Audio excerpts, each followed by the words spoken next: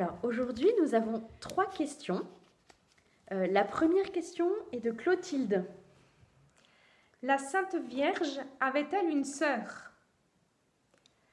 Pour cela, nous allons regarder dans l'évangile de Saint Jean, au chapitre 19, verset 25. Et nous trouvons ceci. Or, près de la croix de Jésus, se tenait sa mère et la sœur de sa mère, Marie, femme de Clopas, et Marie de Magdala. La tradition atteste que la Sainte Anne et Saint Joachim ont eu une autre fille avant la Sainte Vierge. Nous en trouvons également une confirmation de cette tradition dans les visions de la bienheureuse Anne-Catherine Emmerich. Après avoir eu une première fille, Marie, surnommée Marie d'Élie, Anne et Joachim ont connu l'épreuve de la stérilité pendant environ une vingtaine d'années. Puis, ils ont attendu la naissance de la Sainte Vierge. Cette Marie d'Élie a eu elle-même une fille qui s'appelait également Marie, appelée femme de Clopas, ou mère de Jacques le Petit, selon les évangiles de saint Matthieu et de saint Marc, qui parlent d'elle au pied de la croix. Nous avons 2 autres questions de Mathias. Alors, la première question, est-ce que tous les religieux prononcent les 3 vœux de pauvreté, chasteté et obéissance?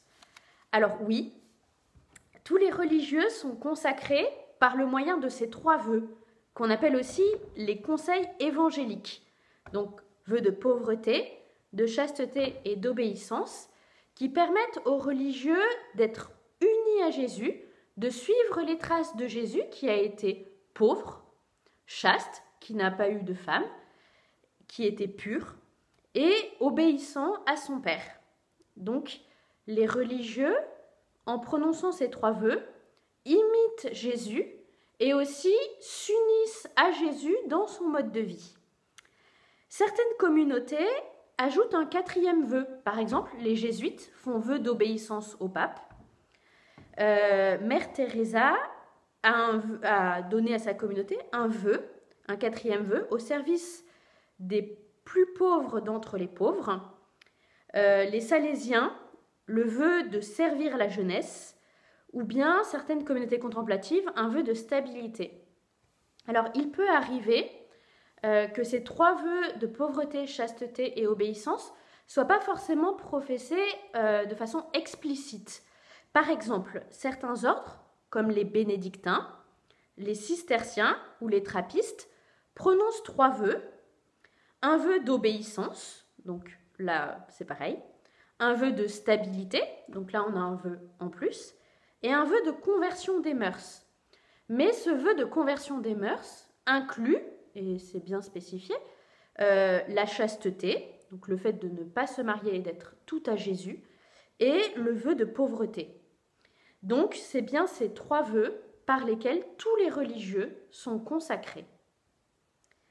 Alors, deuxième question, toujours de Mathias. Est-ce qu'il faut dire des intentions au début du chapelet ou est-ce qu'il vaut mieux les dire au début de chaque dizaine?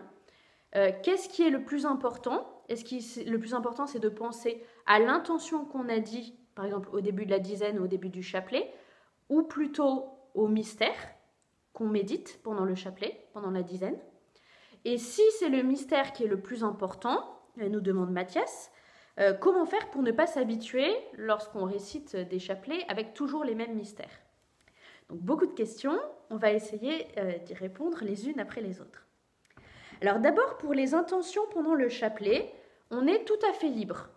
Soit on peut dire une intention au début du chapelet et on prie pendant tout le chapelet à cette intention-là, soit on peut en dire à chaque dizaine, peut-être pour nous motiver davantage à chaque dizaine, à offrir, ou si on a plusieurs intentions, si on a beaucoup d'intentions.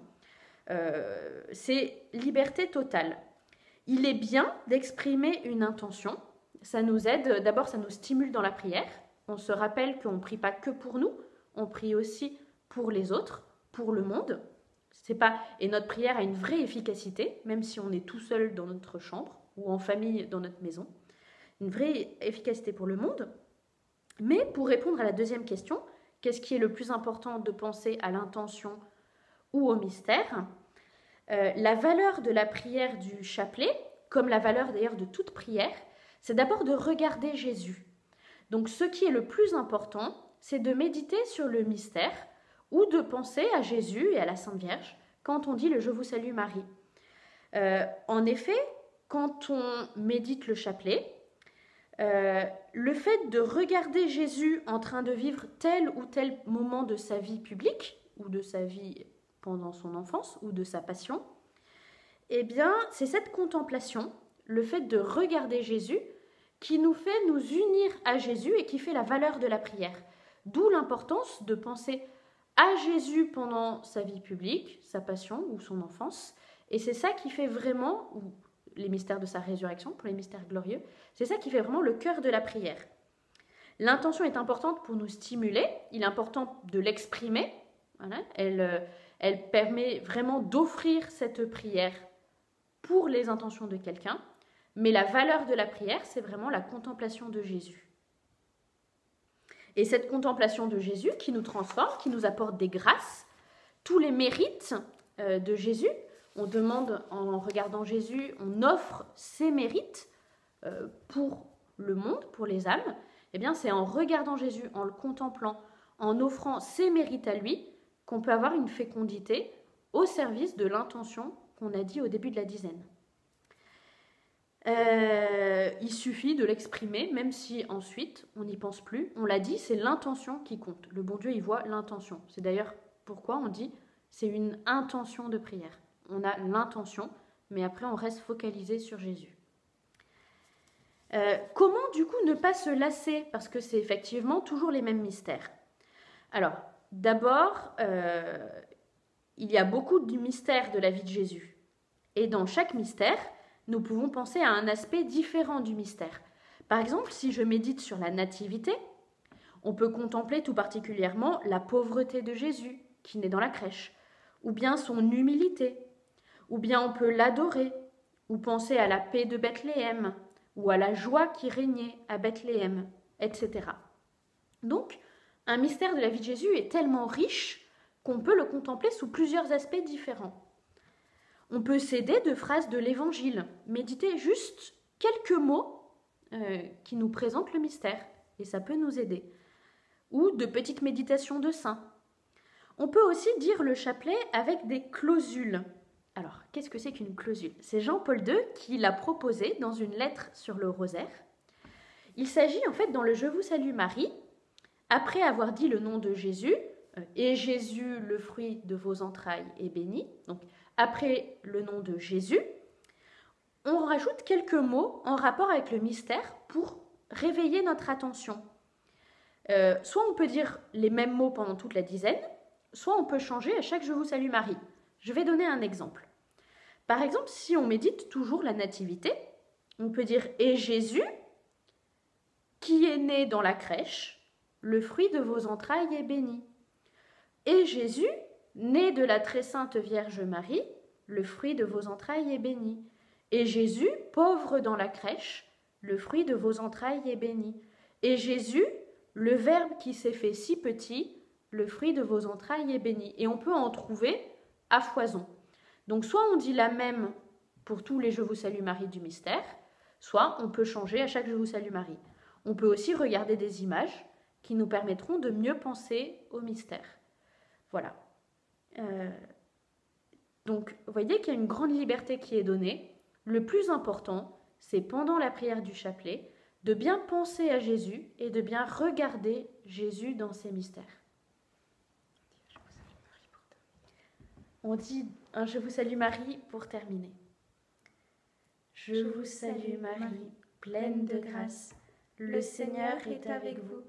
Vous êtes bénie entre toutes les femmes, et Jésus, le fruit de vos entrailles, est béni. Sainte Marie, Mère de Dieu, priez pour nous pauvres pécheurs, maintenant et à l'heure de notre mort. Amen. Notre-Dame des Neiges, Priez pour nous. Saint Joseph, Priez pour nous. tous nos saints patrons, Priez pour nous. nos saints anges gardiens, Veillez sur nous.